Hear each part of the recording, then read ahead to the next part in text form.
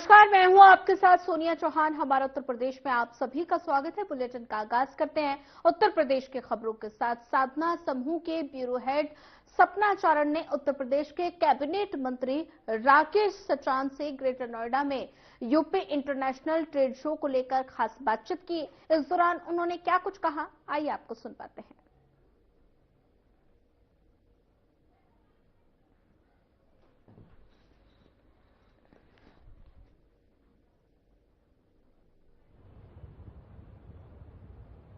उत्तर प्रदेश के कैबिनेट मंत्री राकेश सचान जी हमारे साथ हैं इस वक्त। सर, बहुत बड़ी तैयारियां की गई हैं, बहुत कुछ यहाँ पर देखने के लिए मिल रहा है ग्रेटर नोएडा में।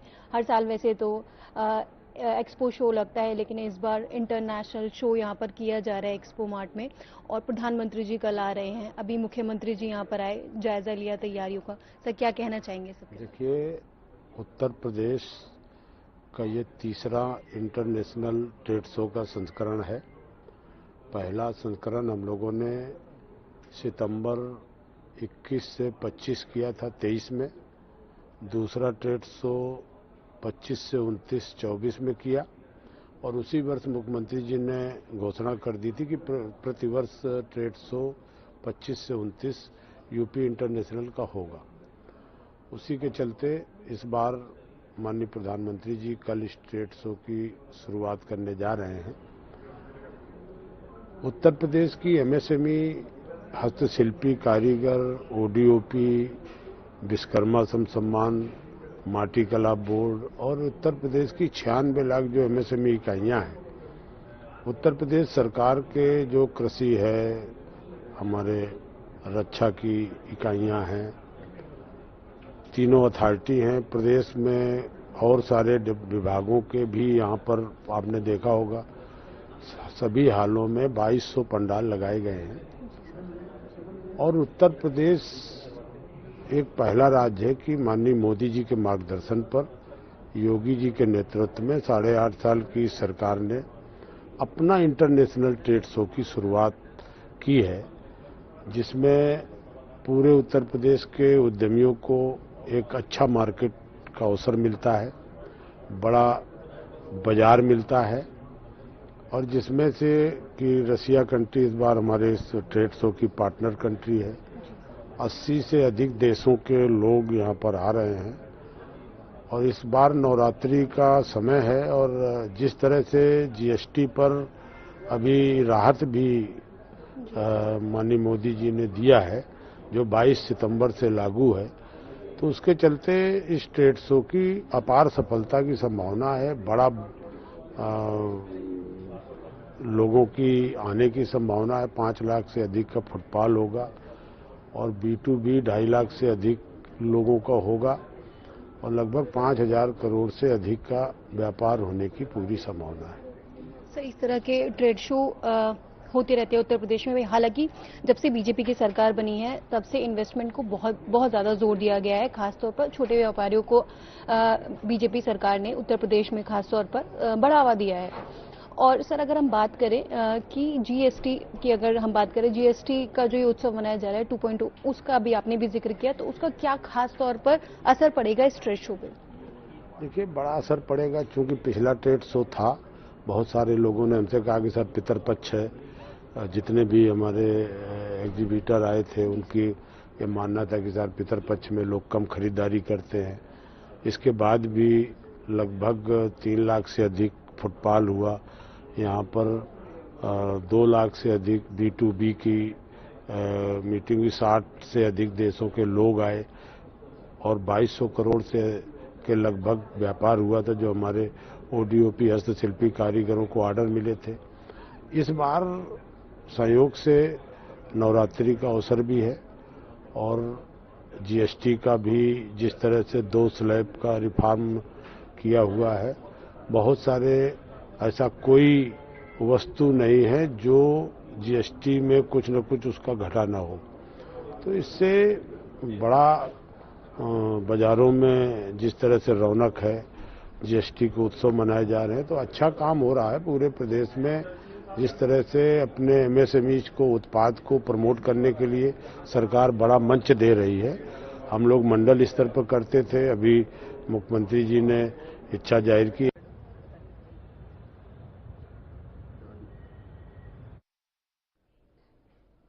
साधना समूह के ब्यूरो हेड सपना चारण ने उत्तर प्रदेश के कैबिनेट मंत्री नंद गोपाल गुप्ता नंदी से ग्रेटर नोएडा में यूपी इंटरनेशनल ट्रेड शो को लेकर खास बातचीत की है।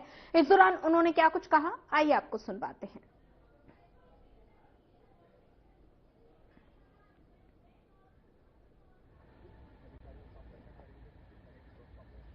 उत्तर प्रदेश के industrial development minister Nand Gopal Nandi ji इस वक्त हमारे साथ हैं। सर, इंटरनेशनल ट्रेड शो हो रहा है, पूरी तैयारियां हो चुकी हैं, कल प्रधानमंत्री जी यहां पर आ रहे हैं, क्या कहना चाहेंगे सर?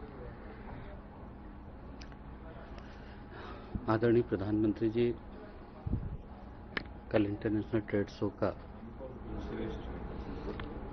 उद्घाटन करेंगे और पूरी तैयारी की माननीय मुख्यमंत्री जी ने अभी समीक्षा की है। हम सब विदित है कि आदरणीय प्रधानमंत्री जी का जीवन इस देश को समर्पित है और जिस दिन से वो प्रधानमंत्री बने हैं, प्रधान सेवक की तरह इस देश की तरक्की और समृद्धि के लिए समर्पित है। अभी उन्होंने लाल किला की प्राचीर से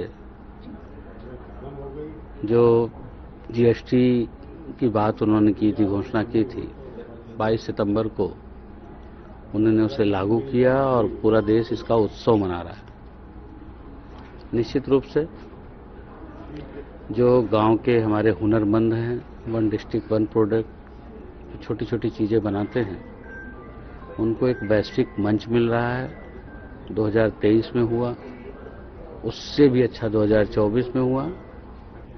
अब प्रधानमंत्री जी आ रहे हैं, 2025 में और बड़ा होने की उम्मीद है और बड़ा होगा, इस बात का भरोसा और विश्वास है। क्योंकि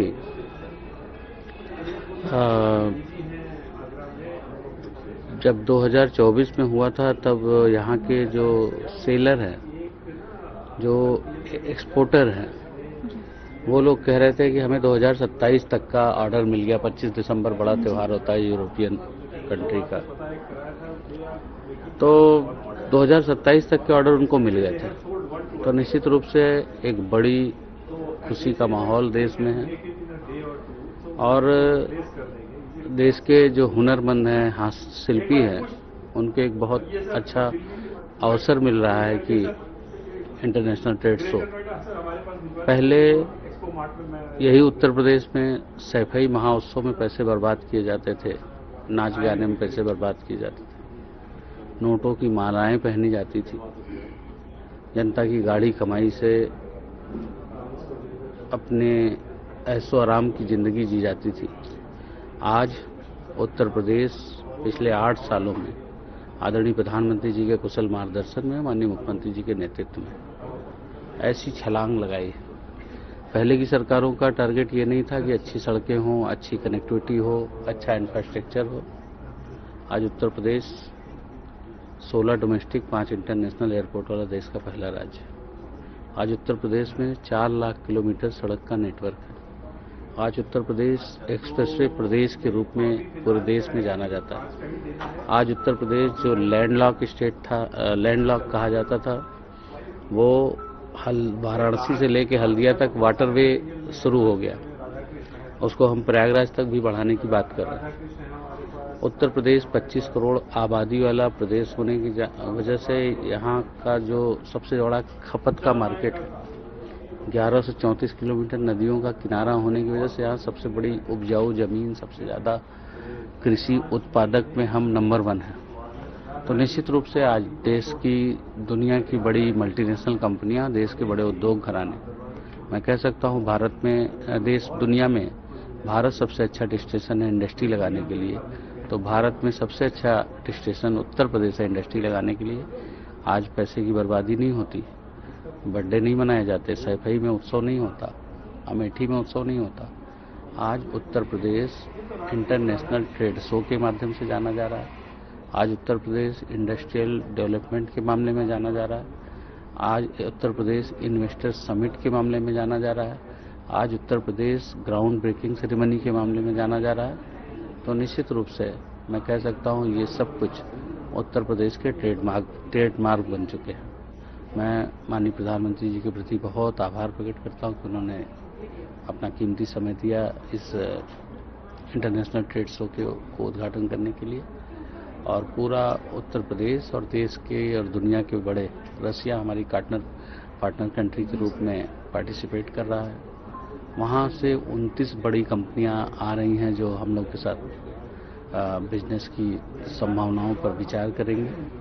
निश्चित रूप से ये इंटरनेशनल ट्रेड शो एक इतिहास रचेगा जो 23 और 24 में जो हुआ है उससे भी ज़्यादा इसमें हमें सफलता मिलेगी। सर बस एक सवाल और मैं आपसे पूछना चाहूंगी, अगर जैसे कि अभी आपने कहा कि इंटरनेशनल लेवल पर भारत की पहचान बन चुकी है, लोग इंडस्ट्रीज के लिए भारत में आते हैं, और अगर बात करें खास तौर पर उत्तर प्रदेश की, तो उत्तर प्रदेश को लोग चुनते हैं, तो इस पर आप क्या कहना चाहेंगे स्पेसिफिकली? देखिए, उत्तर प्रदेश की जो सामर्थ्य है, उत्तर प्रदेश कितना सामर्थ्यवान है, इन 8 सालों में दिखाई पड़ा।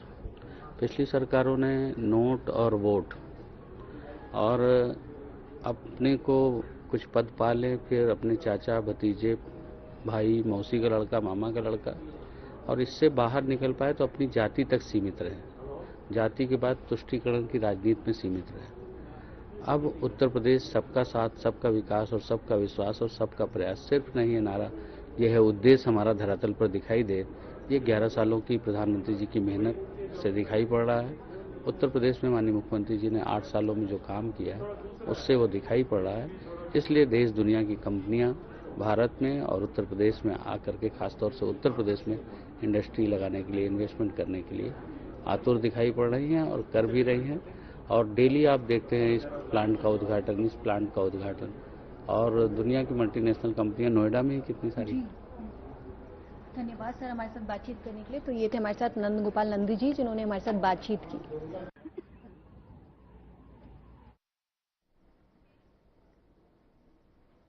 साधना ग्रुप के ब्यूरो हेड सपना चारण ने इंदिरापुरम स्थित यशोदा मेडिसिटी में हाफ मैराथन को लेकर यशोदा मेडिसिटी के चेयरमैन और managing director doctor PN Arora से खास बातचीत की है। इस दौरान उन्होंने क्या कुछ कहा, आइए आपको सुनवाते हैं।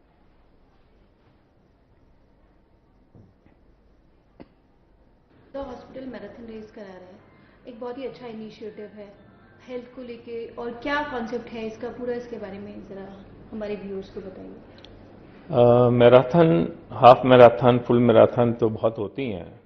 हमारा जो इसके पीछे कॉन्सेप्ट है, रन फॉर योर हार्ट, इसका ये मेन ऑब्जेक्ट है कि हर व्यक्ति, हर बच्चा स्वस्थ रहे, और उसका एक मैसेज देना चाहते हैं कि आप स्वस्थ रहेंगे, परिवार स्वस्थ रहेगा, देश आगे बढ़ेगा, इकोनॉमी आगे बढ़ेगी। मोदी जी का सपना 5 ट्रिलियन इकोनॉमी का पूरा होगा। सर मेरा एक आपसे और सवाल है कि आप इस मैराथन में कितने लोगों को, ज़्यादा से ज़्यादा लोग आए उसके लिए एक मैसेज देना चाहें और क्या कहना चाहेंगे? आप अपने हृदय के लिए दौड़ें, अपने परिवार के लिए दौड़ें, अपने लिए दौड़ें, स्वस्थ रहें, अस्पताल में इलाज करने ना आना पड़े, इसलिए दौड़ें। तो सर इसमें कोई भी पार्टिसिपेट कर सकता है, और कितनी तारीख को ही हो रहा है सर इसके बारे में? ये 28 सितंबर को हो रहा है और 3000 के करीब रजिस्ट्रेशन हो चुके हैं, और भी रजिस्ट्रेशन हो रहे हैं, और ये एक अच्छा मुहिम है स्वस्थ रहने के लिए। तो सर इसमें रजिस्ट्रेशन के लिए कौन लोग रजिस्टर कर सकते हैं और किस तरह से रजिस्ट्रेशन? ये ऑनलाइन पर और हमारे काउंटर पर सारी फैसिलिटीज और सारी इंफॉर्मेशन है। ऑनलाइन यशोदा हॉस्पिटल की साइट पे जाके देख सकते हैं और सब लोग पार्टिसिपेट कर सकते हैं। सर इसके अलावा और इस तरह से कितनी बार मतलब यशोदा हॉस्पिटल आगे भी करता रहेगा, या सिर्फ रनिंग को लेकर के या मैराथन को लेकर के? ये 3rd एडिशन है और पूर्व में हम 2 कर चुके हैं, और पूरी कोशिश रहेगी कि हर साल हम ये स्वस्थ रहने का मैसेज मैराथन के माध्यम से देते रहें। यशोदा हॉस्पिटल ने एक बहुत ही अच्छा इनिशिएटिव लिया है। सर एक लास्ट मैसेज स्वस्थ रहने के लिए हमारे व्यूअर्स को दे दीजिए। पहला सुख निरोगी काया। अगर आपका शरीर स्वस्थ है तो आपको सारी चीज अच्छी लगती हैं, आप आगे बढ़ते हैं, आप जिस भी प्रोफेशन में हैं आप अच्छा करते हैं। Thank you. चलिए फिलहाल वक्त तो चला एक छोटे से ब्रेक का। ब्रेक के बाद जल्द हाजिर होंगे।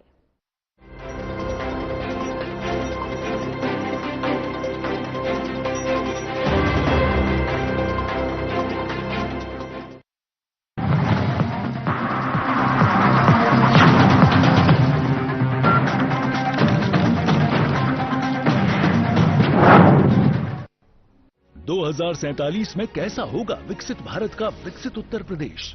क्या आप चाहते हैं कि कृषि क्षेत्र में नवाचार और पशुधन की समृद्धि से बढ़े अन्नदाता की आमदनी, गांव-गांव तक पहुंचे चौड़ी सड़कें, हवाई यात्रा के लिए किसान की जेब में हो पैसे, विश्व स्तरीय शिक्षा और वर्ल्ड क्लास इलाज, बढ़े उद्योग, रोजगार, नौकरी और अपना व्यापार, रिन्यूएबल और ग्रीन एनर्जी हो यूपी में फुल, ताकि कभी न हो बत्ती गुल।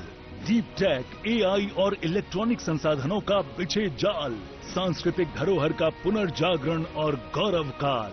क्या आप चाहते हैं ऐसा उत्तर प्रदेश? अगर हाँ तो उठाइए मोबाइल, क्यूआर कोड को स्कैन करें और पोर्टल samarthuttarpradesh.up.gov.in पर लिखकर या बोलकर दर्ज कराएं सुझाव।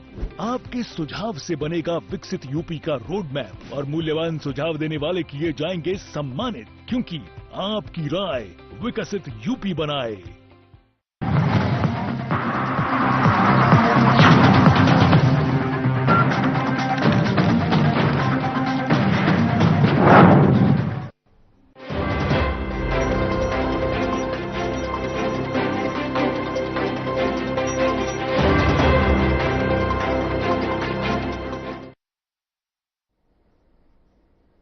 ब्रेक के बाद आप सभी का स्वागत है। रुक करते हैं अगली खबर का। उत्तर प्रदेश के मुख्यमंत्री योगी आदित्यनाथ ने इंटरनेशनल ट्रेड शो को संबोधित करते हुए कहा कि ट्रेड शो का तीसरा संस्करण 25 से 29 सितंबर तक आयोजित किया जा रहा है, जहां 80 देशों के 550 से ज्यादा खरीदार हिस्सा ले रहे हैं। ये शहर को वैश्विक स्तर पर प्रदर्शित करने का एक मंच है। तो वहीं प्रधानमंत्री नरेंद्र मोदी ने ग्रेटर नोएडा उत्तर प्रदेश में अंतर्राष्ट्रीय व्यापार मेले का उद्घाटन समारोह को संबोधित करते हुए कहा कि मैं उत्तर प्रदेश अंतर्राष्ट्रीय व्यापार मेले में आए सभी व्यापारियों, निवेशकों, उद्यमियों और साथ ही युवाओं का हार्दिक स्वागत करता हूं।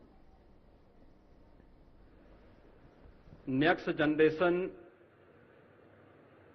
जीएसटी रिफॉर्म्स लागू करने के पश्चात प्रथम उत्तर प्रदेश आगमन पर दुनिया के सबसे लोकप्रिय राजनेता और देश के यशस्वी प्रधानमंत्री परम आदरणीय श्री नरेंद्र मोदी जी का मैं उत्तर प्रदेश के नागरिकों की ओर से हृदय से स्वागत करता हूं, अभिनंदन करता हूं। गरीब, किसान, महिला, युवा, मध्यम वर्ग, व्यापारी, लघु एवं कुटीर उद्योग सहित सभी वर्ग और समुदायों को दीपावली का यह बेहतरीन उपहार देने के लिए आदरणीय प्रधानमंत्री जी का हृदय से आभार।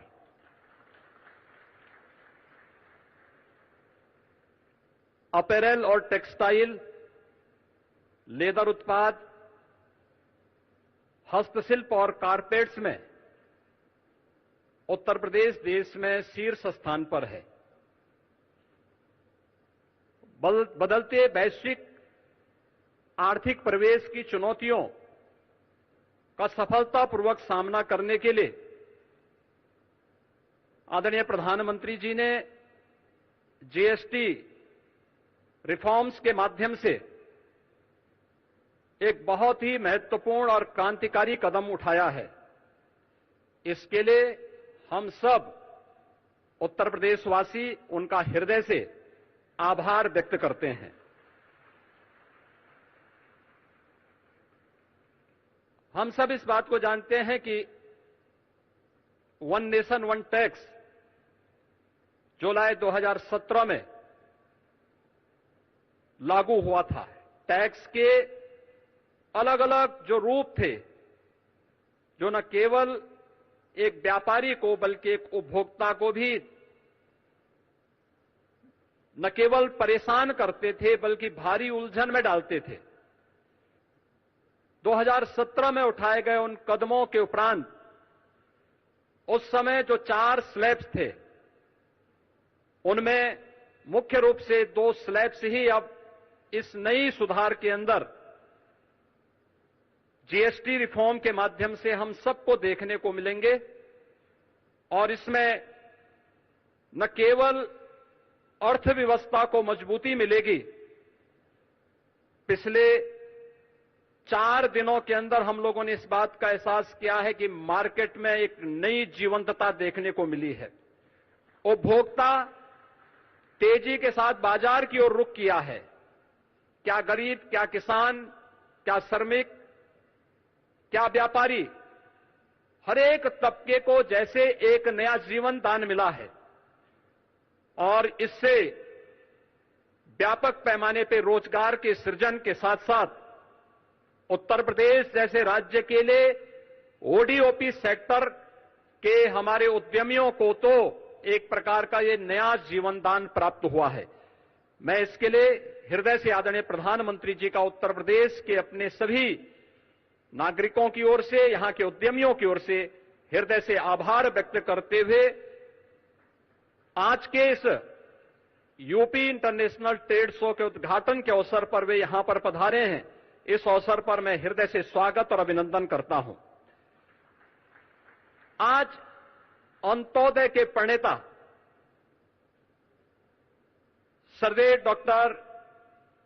सर्वदेव पंडित दीनदयाल उपाध्याय जी की पावन जयंती भी है। उन्होंने अंतिम पायदान पर बैठे हुए व्यक्ति के बारे में आज से 70 वर्ष पहले एक नया चिंतन दिया था और अंत्योदय को राष्ट्रोदय में बदलने का आदरणीय प्रधानमंत्री जी की प्रेरणा से ये यूपी इंटरनेशनल ट्रेड शो एक विशिष्ट अवसर है। ये विशिष्ट अवसर केवल एक ट्रेड शो का नहीं बल्कि वर्तमान की उन आर्थिक चुनौतियों का सामना करने के साथ ही आत्मनिर्भर भारत के स्वदेशी मॉडल का और make in India, make for the world के उस प्रधानमंत्री जी के विजन का एक स्वरूप है। मुझे खुशी है कि यहां 2200 से अधिक एग्जीबिटर्स अपने प्रोडक्ट्स और सर्विसेज का प्रदर्शन कर रहे हैं। इस बार ट्रेड शो का कंट्री पार्टनर रूस है, यानी इस ट्रेड शो में हम एक टाइम टेस्टेड पार्टनरशिप को और भी मजबूत कर रहे हैं। मैं मुख्यमंत्री योगी जी को, सरकार के अन्य सभी साथियों को, स्टेक होल्डर्स को इस आयोजन के लिए बहुत बहुत बधाई देता हूं। साथियों, आज हम सभी के मार्गदर्शक पंडित दीनदयाल उपाध्याय जी की जयंती है। दीनदयाल जी ने हमें अंत्योदय की राह दिखाई थी। अंत्योदय यानी जो सबसे आखिर में है उसका उदय, गरीब से गरीब तक विकास पहुंचे और हर भेदभाव समाप्त हो, यही अंत्योदय है। और अंत्योदय में ही सामाजिक न्याय की मजबूती रही हुई है। और आज विकास का यही मॉडल भारत दुनिया को दे रहा है। साथियों, मैं आपको एक उदाहरण दूंगा। आज विश्व में हमारे फिनटेक सेक्टर की बहुत चर्चा है। इस फिनटेक सेक्टर की सबसे खास बात है कि इसने समावेशी विकास को इंक्लूसिव डेवलपमेंट को बहुत ताकत दी है, बढ़ावा दिया है। भारत ने ऐसे ओपन प्लेटफॉर्म बनाए जो सबको साथ लेकर चलते हैं। यूपीआई, आधार, डिजी लॉकर, ओएनडीसी, ये हर किसी को मौका दे रहे हैं। यानी platform for all, progress for all. आज भारत में इसका असर हर जगह दिखाई देता है।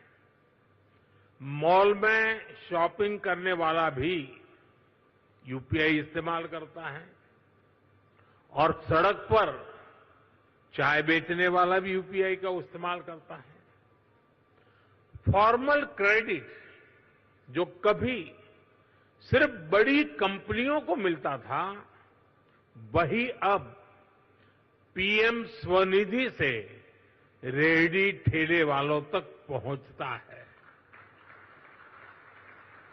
साथियों, ऐसे ही गवर्नमेंट ई मार्केटप्लेस यानी जैम है। एक समय था, अब सरकार को कोई सामान बेचना हो और बड़े प्लेयर्स के बस की बात, उन्हीं के कब्जे में था एक प्रकार से। लेकिन आज जैम पोर्टल से करीब 25 लाख सेलर्स और सर्विस प्रोवाइडर्स उससे जुड़े हुए हैं और सरकार को सप्लाई का काम कर रहे हैं।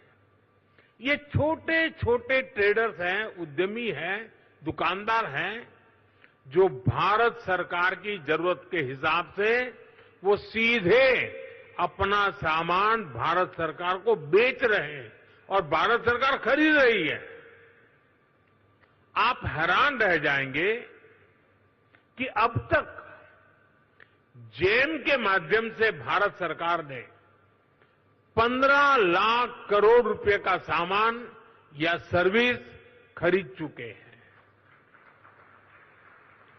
इस पोर्टल पर करीब करीब 7 लाख करोड़ रुपए का सामान हमारे एमएसएमई। चलिए, फिलहाल इस बुलेटिन में इतना ही। ज्यादा खबरों के लिए बने रहिए हमारे साथ। नमस्कार।